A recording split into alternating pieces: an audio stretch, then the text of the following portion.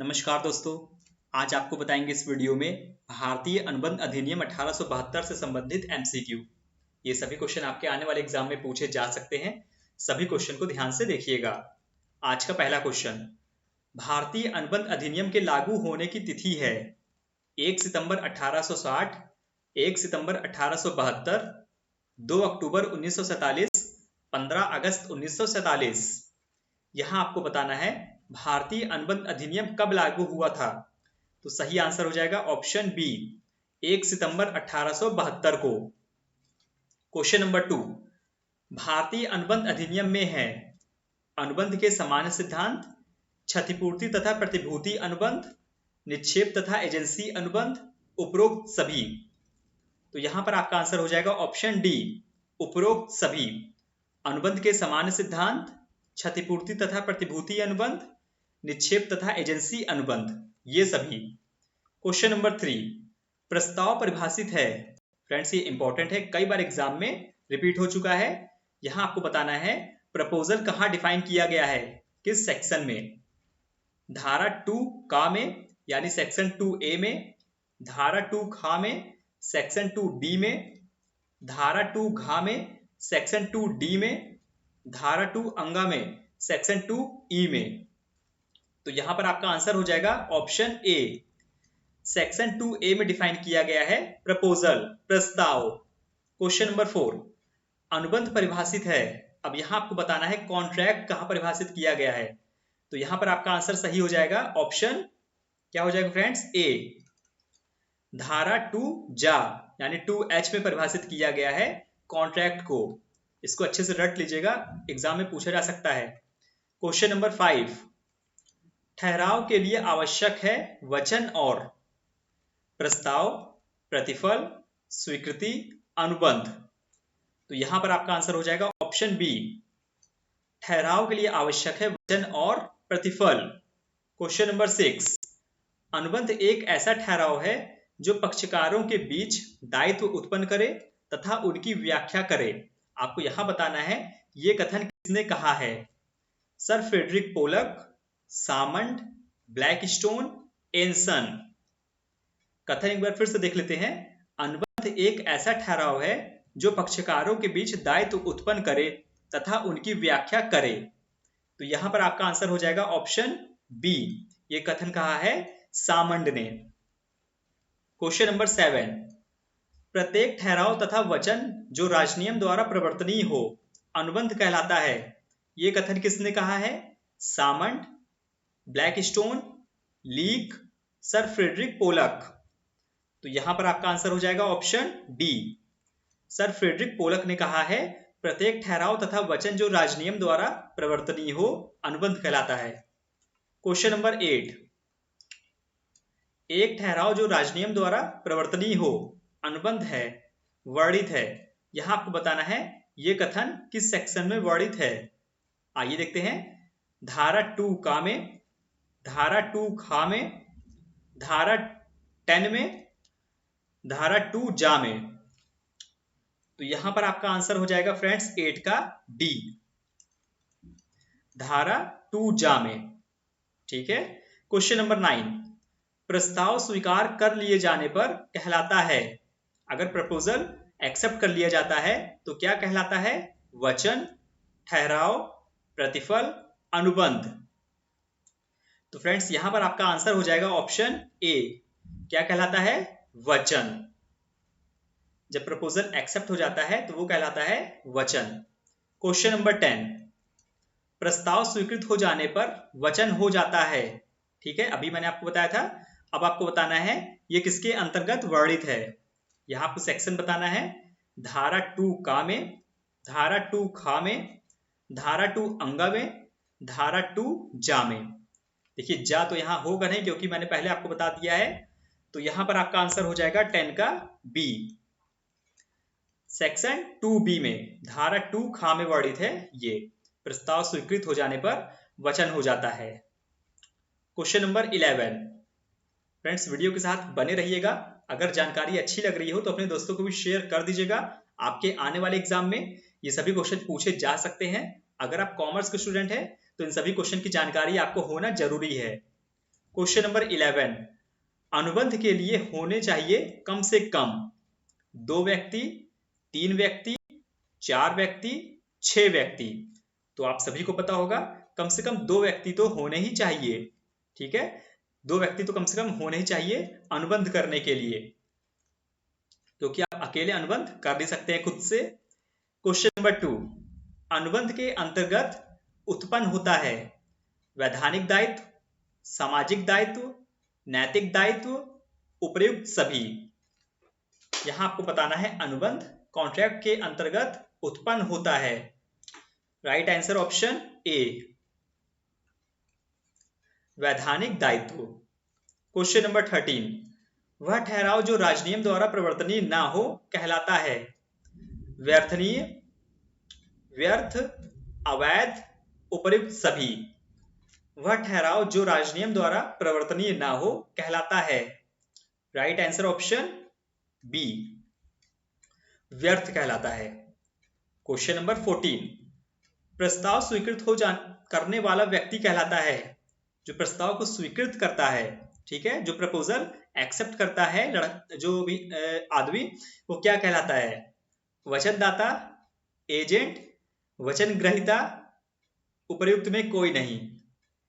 तो फ्रेंड्स उसे कहा जाता है वचन ग्रहीता, ठीक है। यहां पर आपका सही हो जाएगा सी, वचन ग्रहीता। ये सभी क्वेश्चन काफी ज्यादा इंपॉर्टेंट है। आइए देखते हैं अगला क्वेश्चन। वैध अनुबंध के आवश्यक लक्षण तत्व वर्णित हैं। किसमें वर्णित हैं? धारा 9 के अंतर्गत, धारा 10 के अंतर्गत, धारा 11 के अंतर्गत, धारा 23 के अंतर्गत, 23 के अंतर्गत। वैध अनुबंध के आवश्यक लक्षण वर्णित हैं। तो यहां पर आपका आंसर हो जाएगा सेक्शन 10, धारा 10 के अंतर्गत, ठीक है। क्वेश्चन नंबर 2, वैध अनुबंध के लिए आवश्यक है सक्षम पक्षकार, स्वतंत्र सहमति, विधिपूर्ण प्रतिफल और उद्देश्य, उपर्युक्त सभी। राइट आंसर ऑप्शन डी, उपर्युक्त सभी। सक्षम पक्षकार, स्वतंत्र सहमति, विधिपूर्ण प्रतिफल और उद्देश्य। क्वेश्चन नंबर 3, निम्न का लिखित होना आवश्यक है बीमे का अनुबंध, विनिमय साध्य विलेख, पंच निर्णय समझौता, उपर्युक्त सभी। यहां आपको बताना है इनमें से चारों में से लिखित होना आवश्यक है। किसका लिखित होना आवश्यक है? राइट आंसर ऑप्शन डी, इनमें से सभी का, बीमे का अनुबंध का भी, विनिमय साध्य विलेख का भी, पंच निर्णय समझौता का भी। क्वेश्चन नंबर 4, निम्न का लिखित होने के साथ रजिस्ट्रीकृत होना आवश्यक है। अब देखिए यहां पर लिखित होने के साथ साथ रजिस्ट्रेशन भी किसका होना आवश्यक है? नैसर्गिक प्रेम तथा स्नेह पर आधारित ठहराव। Very very important question. बीमे का अनुबंध, 3 वर्ष से अधिक का पट्टा, अवधि वर्जित टाइम बैरेट ऋण के भुगतान का ठहराव। अगर आपको इसका आंसर पता है तो आप लोग बता सकते हैं हमें कमेंट करके। निम्न का लिखित होने के साथ रजिस्ट्रीकृत होना आवश्यक है। तो फ्रेंड्स यहां पर आपका आंसर हो जाएगा ऑप्शन ए, नैसर्गिक प्रेम तथा स्नेह पर आधारित ठहराव। क्वेश्चन नंबर 5, निम्न का लिखित तथा रजिस्ट्रीकृत होना अनिवार्य है। यहां पर भी आपसे वही पूछा जा रहा है। धारा 25 के अंतर्गत बिना प्रतिफल के किया गया ठहराव, कंपनी अधिनियम के अंतर्गत पार्षद सीमा नियम, 100 रुपए से अधिक की मूल्य के संपत्ति का हस्तांतरण विलेख, उपर्युक्त सभी। तो यहां फ्रेंड्स क्वेश्चन नंबर 5 का सही हो जाएगा ऑप्शन डी, इनमें से सभी, ठीक है। धारा 25 के अंतर्गत प्रतिफल के लिए किया गया ठहराव, कंपनी अधिनियम के अंतर्गत पार्षद सीमा नियम, 100 रुपए से अधिक की मूल्य के संपत्ति का हस्तांतरण विलेख। अगला क्वेश्चन, अनुबंध अधिनियम की धारा 2 का में परिभाषित है। अब यहां आपको बताना है अनुबंध अधिनियम की धारा सेक्शन 2A में क्या परिभाषित है? प्रस्ताव, स्वीकृति, प्रतिफल, ठहराव। अभी मैंने आपको बताया है जस्ट ऊपर, आप लोग बता सकते हैं कमेंट करके 2A में, सेक्शन 2A में क्या परिभाषित किया गया था? तो राइट आंसर यहां पर आपका क्या होगा? ऑप्शन ए, प्रस्ताव। अभी मैंने आपको बताया था ना, प्रपोजल परिभाषित किया गया है सेक्शन 2A में। क्वेश्चन नंबर 2, प्रस्ताव भारतीय अनुबंध अधिनियम की निम्न 4 धारा में परिभाषित है। धारा अंगा, धारा घ, 2 धारा 2 का, धारा 2 खा। राइट आंसर ऑप्शन सी, धारा 2 का में। नेक्स्ट है प्रस्ताव, प्रपोजल आशय की घोषणा मात्र है, प्रस्ताव करने के लिए निमंत्रण है, अन्य व्यक्ति की किसी कार्य को करने या उससे विरत रहने के बारे में सहमति प्राप्त करने के लिए रजामंदी है, इनमें से सभी। तो यहां पर आपका राइट आंसर हो जाएगा ऑप्शन सी, अन्य व्यक्ति की किसी कार्य को करने या उससे विरत रहने के बारे में सहमति प्राप्त करने के लिए रजामंदी है। ठीक है, आप किसी से जबरदस्ती काम नहीं करवा सकते हैं, जब उसकी रजामंदी होगी, उसका मन करेगा तभी वो काम करेगा, तभी वो आपसे प्रस्ताव, प्रपोजल एक्सेप्ट करेगा। क्वेश्चन नंबर 4, आप किसी से जबरदस्ती प्रपोजल एक्सेप्ट नहीं करवा सकते हैं। प्रस्ताव करने की इच्छा पर महत्वपूर्ण वाद है। हैरिस बनाम निकर्सन, लालमन बनाम गौरीदत्त, रोज एंड फ्रैग कंपनी बनाम क्रॉम्पटन, मोहरी बीबी बनाम धर्मोदास घोष। फ्रेंड्स, जहां तक मुझे याद है ये एग्जाम में पूछा जा चुका है, एग्जाम में क्वेश्चन वेरी वेरी इंपॉर्टेंट, क्योंकि शायद मैंने भी उस एग्जाम को दिया था जहां पर ये क्वेश्चन आया था।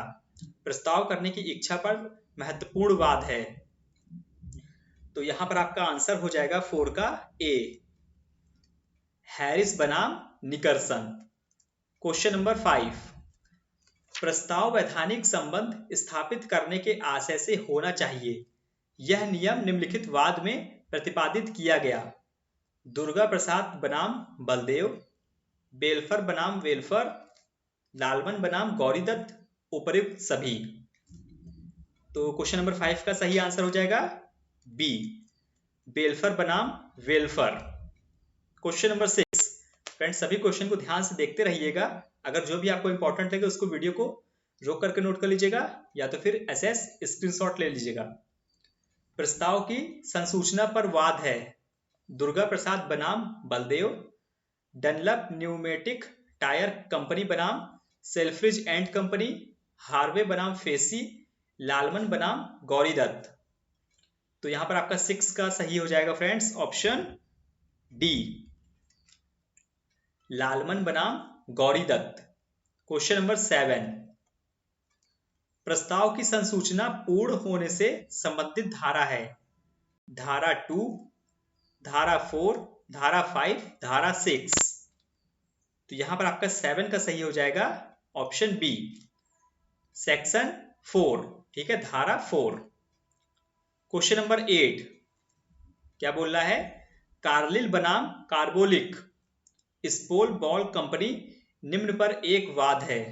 सामान्य प्रस्ताव, प्रतिफल, व्यर्थनीय ठहराव, वचन। तो यहां पर आपका 8 का सही हो जाएगा ऑप्शन ए, सामान्य प्रस्ताव। क्वेश्चन नंबर 9, एक प्रस्ताव के लिए स्वीकृति का वही प्रभाव होता है जो बारूद से भरी रेलगाड़ी के लिए एक दिया सलाई का। दोनों ऐसा कार्य करते हैं जिसे रोका नहीं जा सकता। ये कथन किसका है? बहुत अच्छा कथन कहा है इन्होंने, सर फ्रेडरिक पोलक, न्यायमूर्ति हिदायतुल्ला, एंसन सामंड। एक बार फिर से पढ़ देते हैं।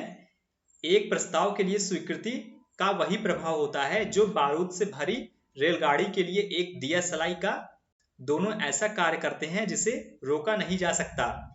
तो फ्रेंड्स आपका यहां पर आंसर बन जाएगा ऑप्शन सी, ये कहा है कथन एंसन ने। क्वेश्चन नंबर 10, प्रस्ताव की संसूचना पूर्ण होती है जब प्रस्ताव उस व्यक्ति के ज्ञात में आ जाता है जिससे वह किया गया है, वह स्वीकर्ता द्वारा प्रस्तावक को पहुंचा दी जाए, दोनों स्थितियों में उपर्युक्त में से किसी में नहीं। तो सभी लोग यहां पर बताएं सब कमेंट करके अगर पता है तो यहां पर आपका आंसर हो जाएगा 10 का ए, प्रस्ताव उस व्यक्ति के ज्ञात आ जाना चाहिए जिससे वह किया गया है। ठीक है, जिससे प्रपोजल, जिससे जो है कॉन्ट्रैक्ट किया गया है उसके ज्ञान में रहना चाहिए, उसको पता होना चाहिए। क्वेश्चन नंबर 11, डाक द्वारा समव्यवहार की स्थिति में अनुबंध किस स्थान पर उत्पन्न होता है? जहां पर स्वीकृति से संबंधित पत्र डाक में डाल दिया जाता है, जहां पर स्वीकृति से संबंधित पत्र प्राप्त किया जाता है, जैसा अनुबंध के पक्षकार निश्चित करें, उपयुक्त सभी असत्य हैं। डाक द्वारा समव्यवहार की स्थिति में अनुबंध किस स्थान पर उत्पन्न होता है? तो फ्रेंड्स आपका यहां पर सही आंसर हो जाएगा ए, जहां पर स्वीकृति से संबंधित पत्र डाक में डाल दिया जाता है। ठीक है, वहीं से आपका शुरू हो जाता है प्रस्ताव, अनुबंध, कॉन्ट्रैक्ट। ओके फ्रेंड्स, और लास्ट क्वेश्चन ये आपको दिख नहीं पाएगा क्योंकि नीचे दिया हुआ है, चलिए इसको पढ़ देते हैं, आप लोग सुन के बता दीजिएगा। डाक द्वारा संसूचना पर महत्वपूर्ण वाद है। ठीक है, ऑप्शन ए है यहाँ पर house hold fire and accident insurance company बनाम ग्रांट। ऑप्शन बी है हाइड बनाम रेंच। ऑप्शन डी है सी है दुर्गा प्रसाद बनाम बलदेव। ऑप्शन डी उपयुक्त सभी। यहां आपको बताना है डाक द्वारा संसूचना पर महत्वपूर्ण वाद है, तो आपका यहां पर आंसर सही हो जाएगा option A, house hold fire and accident insurance company बनाम ग्रांट। तो फ्रेंड्स आज के लिए इतने क्वेश्चन। आज मैंने आपको बताया भारतीय अनुबंध अधिनियम 1872, इंडियन कॉन्ट्रैक्ट एक्ट 1872 से रिलेटेड इंपॉर्टेंट क्वेश्चन। ये सभी ऐसे क्वेश्चन थे जो आपके आने वाले एग्जाम में पूछे जा सकते हैं, और इसमें से कम 4 से 5 क्वेश्चन ऐसे थे जो पिछले परीक्षाओं में रिपीट हो चुके हैं और आपके आने वाली परीक्षाओं में भी पूछे जा सकते हैं। तो आपको सभी क्वेश्चन की जानकारी आवश्यक थी, आपको बताना जरूरी था। तो उम्मीद करते हैं वीडियो पसंद आई होगी, तो वीडियो को लाइक कर दीजिएगा, अपने दोस्तों के साथ भी शेयर कर दीजिएगा, इतनी महत्वपूर्ण जानकारी उनको भी मिल सके। तो फ्रेंड्स मिलते हैं नेक्स्ट वीडियो में एक और इम्पोर्टेंट वीडियो के साथ। तब तक के लिए नमस्कार, अपना ध्यान रखिएगा, अच्छे से तैयारी करिए। आपको कुछ भी पूछना है या हमें कुछ सजेशन देना चाहते हैं तो बेशक आप हमें कमेंट करके बता सकते हैं। सभी के कमेंट का रिप्लाई किया जाता है, देखा जाता है। हालांकि इस समय ज़्यादा टाइम नहीं मिल पा रहा है क्योंकि ज़्यादा PDF बनाना पड़ रहा है, इस समय एग्जाम नज़दीक आ रहा है, तो आपका फिर भी जब भी टाइम मिल जाता है आपका रिप्लाई कर दिया जाता है। वीडियो को पूरा देखने के लिए धन्यवाद। जय हिंद,